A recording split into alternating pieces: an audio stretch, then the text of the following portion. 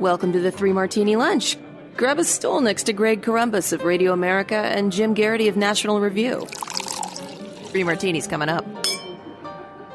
So glad you're with us for the Thursday edition of the Three Martini Lunch. We're almost through this week. It's another tough week, but we're getting there. Tomorrow actually is Friday, and so that's good news. We've got some definite bad news coming at you and some crazy news that's definitely not good, and we've got to call out a Republican in that regard. But Jim, as we've been saying here in our Good Martini over the last several days, people need to step up. People are stepping up, and that's great. And we're at such a point now that you are ready to say really nice things about the New England Patriots and their owner, Robert Kraft. We've certainly had plenty to say about the Patriots in the opposite direction over the years, from Deflategate and Spygate and everything else over the years. But according to the Wall Street Journal, the New England Patriots team plane departed 3:38 a.m. from Shenzhen, China, Wednesday morning. On board the Boeing 767, 1.2 million N95 masks bound for the United States. Basically, this plane was permitted to be on the ground in China for 3 hours. It was sent over there because it's just very complicated to get unique shipments quickly, and obviously we need these masks quickly. So 1.2 million masks. We're obviously going to need a lot more, but this is a huge help, and the selflessness on the part of Robert Kraft ought to be regarded. Yeah, and I think, longtime listeners know what it takes to get us to, one, say something nice about the Patriots, and in particular to say something nice about Robert Kraft, because let's assume you don't follow football in the slightest, you don't care about the Deflategate or any of the other times the Patriots have cheated.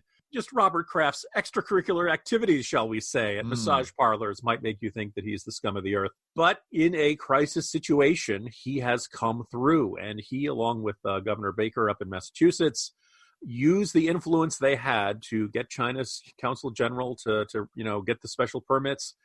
Now, it's worth noting, you and I have talked about earlier this week, all the aid China is sending to other countries and how they're kind of taking this victory lap, even though they are the government that is far more responsible for the spread of this virus than any other on earth. And a bunch of European countries have found that a bunch of the masks and other medical supplies that they were getting from other countries, by the way, purchasing from China, don't let them fool you that this was some sort of charitable donation or they were sending, relief flights over there. They were purchasing them. That the masks didn't work, that the tests were defective, that a bunch of the equipment being sent over from China had such high failure rates that it was pretty much worthless. But then again, Greg, how many of you, what are the odds you purchase something from China and it turns out to be shoddily made and the instructions don't make sense? And yeah, that never happens. None of us have that experience. But look, so we're hoping that these 1.2 million masks that they've gotten from China are functional. If they are, this is going to go a long way towards helping places like Boston hospitals and places like that are really bracing for another wave of patients coming in. Look, there are kind of two lessons that come out of this. The first is just how many issues of red tape and regulations and various things that still have to be worked out, even in a crisis situation, even in an emergency. There was a lot of fear. They figured out how to have the crew basically never get out of the plane. People on the ground in China were loading the stuff onto the plane. One problem is a matter of, when we need to get the stuff, we can. And obviously, these are times of high tension between China and the United States. This is perhaps one more glaring reminder that maybe we don't want to be dependent upon China for any of our medical equipment.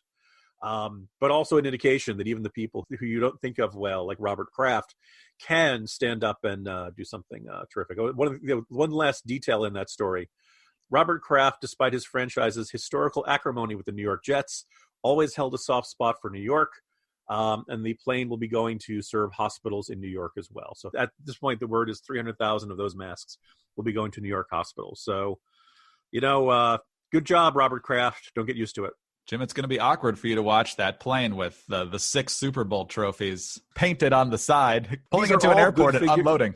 Yeah, these are all good figures we're seeing from the Patriots about the number of supplies that are alive. But look, if these numbers turn out to be overinflated, I won't be surprised. Who knew that a dozen years or so after the fact that the theme song from High School Musical would be one of the we're all in this together? That's what everybody's catchphrase is right now. And so it is. Vanessa Hudgens, ironically, didn't get that memo. But yes, all you old people are going to die. All right, well, let's move on to definite bad news. Won't have as many laughs in this one, certainly. It was just last week that we were stunned when there were 3.28 million jobless claims for the previous week. which was more than the previous record for 1 week by a factor of 5-fold. And now this week, it's double what it was last week. Here we go from CNBC. The torrent of Americans filing for unemployment insurance skyrocketed last week as more than 6.6 million new claims were filed. The Labor Department reported Thursday that brings to 10 million the total Americans who filed over the past 2 weeks. Economists surveyed by Dow Jones had expected 3.1 million for last week, 1 week after the 3.3 million filings. And so, Jim, there's also a pretty helpful guide here on CNBC about which states are seeing the most jobless claims per 1,000 workers. Pennsylvania at 62. Hawaii, I believe, the worst at 73. But of course, they're based almost entirely on tourism, so that's not too surprising. Michigan at 63. Kentucky, 54, and others in the 40s and 50s as well. So my only hope here, Jim, is that a lot of companies are strategically reacting to the legislation that was passed, and they know that these jobless benefits are available through that $2 trillion package.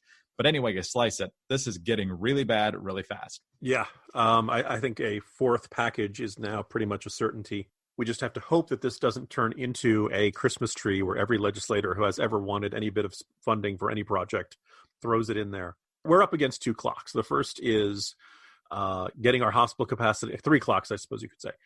The first is getting our hospital capacity up to handle an incoming surge of additional patients. The second is, and like I said, this is not just big cities, this is also the small cities and small towns, counties where they either have a limited number of hospital beds and in some cases don't have an ICU unit at all. The second one is obviously the economic one. And look, the numbers like this make very clear, it's not just, can we not just do this indefinitely? Greg, I don't know. We can do this in April. I think after that, you're just going to start seeing people starting ignoring these rules and telling people not to social distance and things like that. You're going to see people, I think as the weather gets better, kind of that third factor is just psychologically. Quarantine is a drag. Quarantine under really strict conditions like this is a drag. The scale of this, gets more and, larger and larger with each day.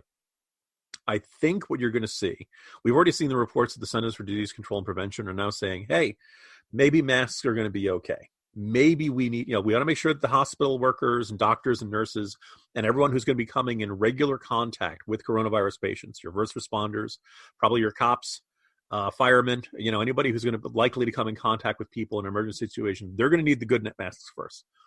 But everybody else using homemade cloth masks, bandanas, stuff like that, if that helps 50%, if that helps 80%, if that helps the reduction, then maybe that's worthwhile so we can get people out into the world again. And the second thing comes in mind is, okay, there are a lot of places that are getting hit really hard. But let's say, probably one of the biggest 15 million people working in bars and restaurants across the country.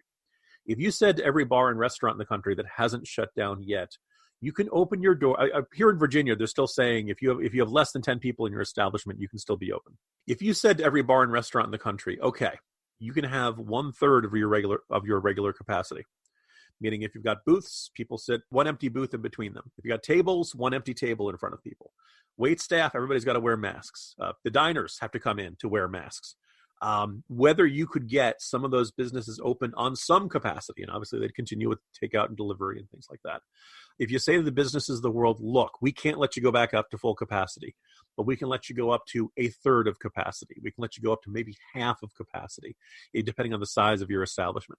Maybe that will give some people some options here. If you have a factory that is not building something essential, but your workers need work, can you space people out on the assembly line so that they're not right next to each other? Or can you do that?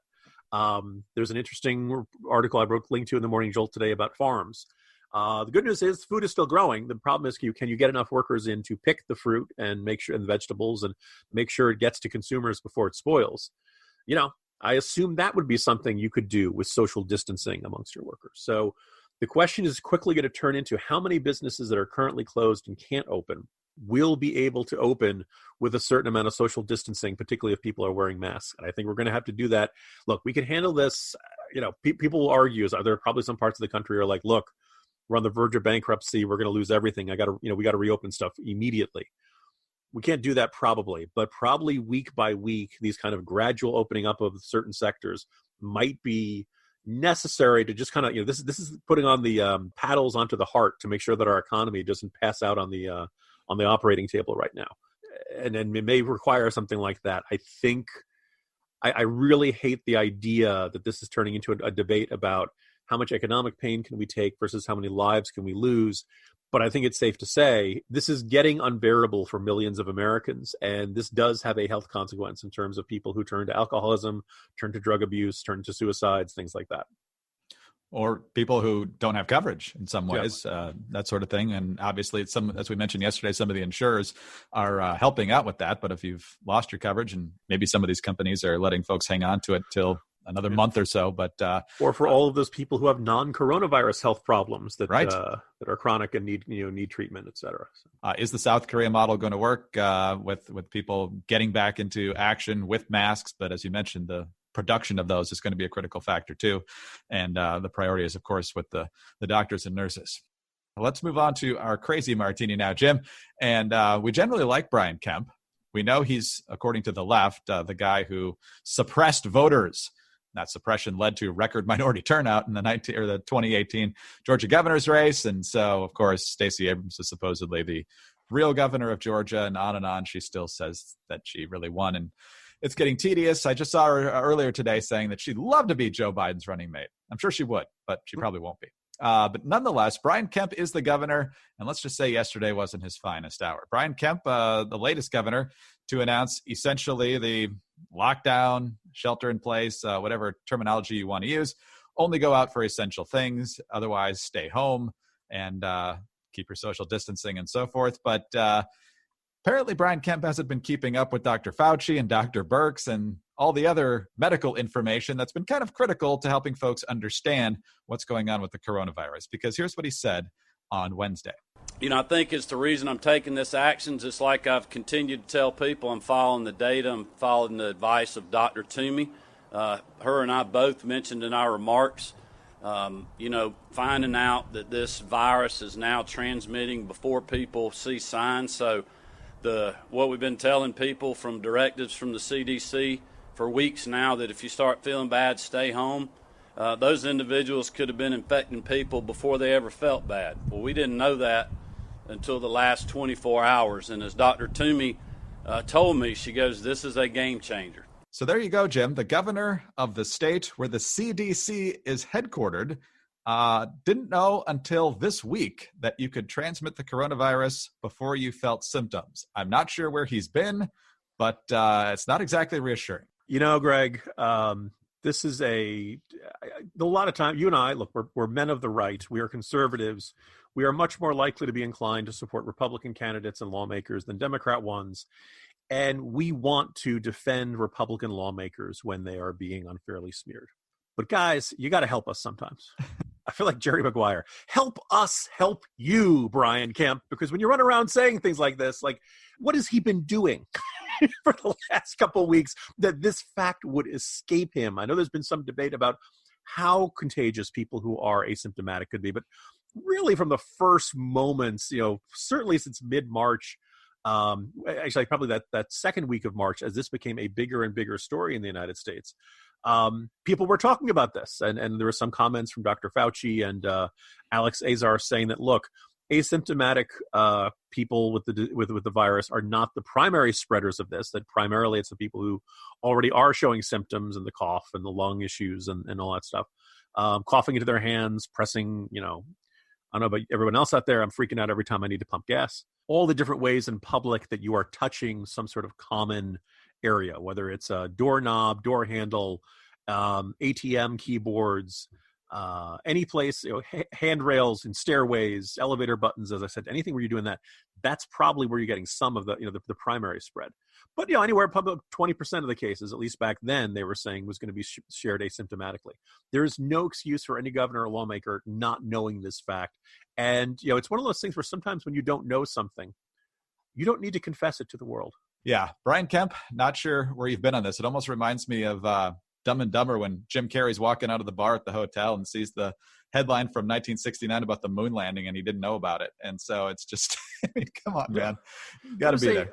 Wasn't it Steve Largent who was on a hunting trip on 9/11 and came back on the 14th or something? And I can only imagine how that happens where you come back and you suddenly realize, oh, the whole wide world is different now. I also believe there was the German version of Big Brother this year. Everyone was in the house. They were shut off. There was no internet. There was no newspapers. There was no television coverage. So at some point, like several weeks into this, did the producers begin to say, oh, by the way, in the outside world, there's this giant global pandemic going on.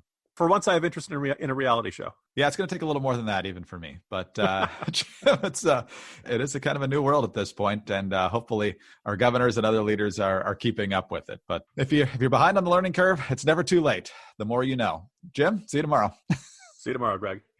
Jim Geraghty, National Review. I'm Greg Corombos, Radio America. Thanks for being with us today. Please be sure to subscribe to the podcast and leave us a great review with 5 stars. And don't forget, you can get us on those home devices by saying play 3 Martini Lunch podcast. Have a great day. Stay safe. And we'll be back with you Friday for the 3 Martini Lunch.